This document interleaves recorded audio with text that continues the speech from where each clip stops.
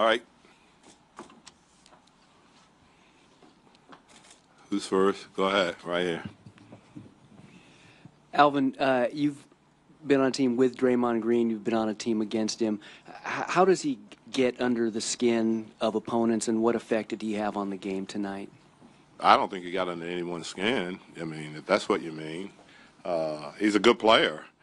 I mean, he gets under your skin because he almost has a triple-double. But other than that, I mean, you know, our guys know who he is and what he's about, and so you just continue to play. You don't you don't let any of that affect your play or what you're trying to do.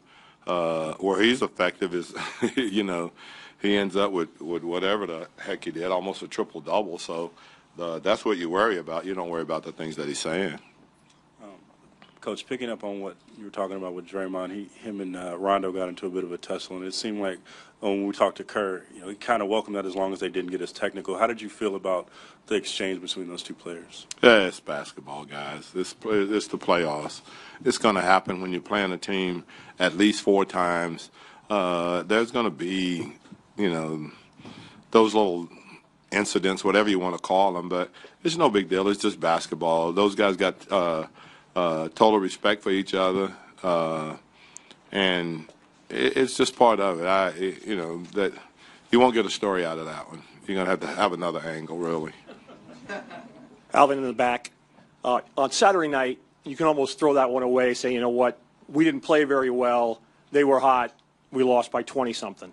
Tonight, you guys, for the most part, played pretty darn well, and you still didn't win. Is that more disappointing? No. I mean, you know, you want me to talk in coaches' cliches? Okay, I will.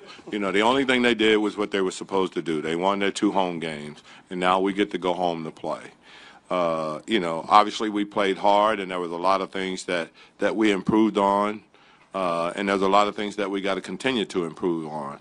But, you know, they still got to win 2 more games, and we have games at our place, and then, you know, we got to find a way to get to the foul line. You know, they've shot 59 foul shots. We've shot 20. And so we've got to find a way to get to the foul line. You know, we did what we wanted to as far as taking the ball to the basket. We had 66 points in the paint. We had 39 fast break points. So that's all playing in our favor, and there's just a few things that we've got to continue to get better at. Coach, right here. Coach. Yes, How difficult is it when you feel like you did such a good job against KD for most of the game, and then he just starts hitting a bunch of tough shots in the fourth quarter the way he did? That's who he is. That's who he is. You know, that's not anything new. You just got to continue to try to make him make tough shots, and that's exactly what he did. So what you have to do is that you can't have the margin of separation to the point where when he does miss those shots and you go down and you convert, that's not putting you right at the edge of being having a league again. That's what you got to do. You were mentioning the free throw disparity, and you look at the stat sheet tonight. Anthony Davis, Drew Holiday don't attempt a free throw. What do they need to do, or what needs to happen to get them on the line? Do they have to play more aggressively, or what is that? I think we played aggressive. I think both of them did. Drew took the ball to the basket. You know, as I said, we had 54 shots. Excuse me, we had 54 shots in the paint. And so I think that is being aggressive. Coach, Steph Curry obviously played well in his first game back. How would you assess how your guys handled him and kind of the effect that he had on the game overall? The guy's 2-time MVP. You know, he came in and made his first couple of shots. I thought for the most part we did a good job on him trying to you got to forgive me, I got a sore throat.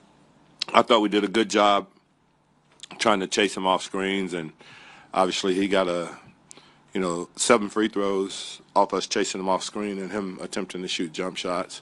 But he's going to score. You know, he's going to, he get right about where he did from where his average is. You know, a couple of more points more, but he wasn't going to come back until he was ready to play. So there's no reason to think that he wasn't going to play well. Alvin, to your right, if you had to break it down into one area going into Friday now, what do you think you all have to improve upon the most to get your first win in the series? Well, we got to eliminate the timely turnovers. You know, I thought we had a game as a 1-point game, and we had a couple of bad possessions, a couple of bad turnovers.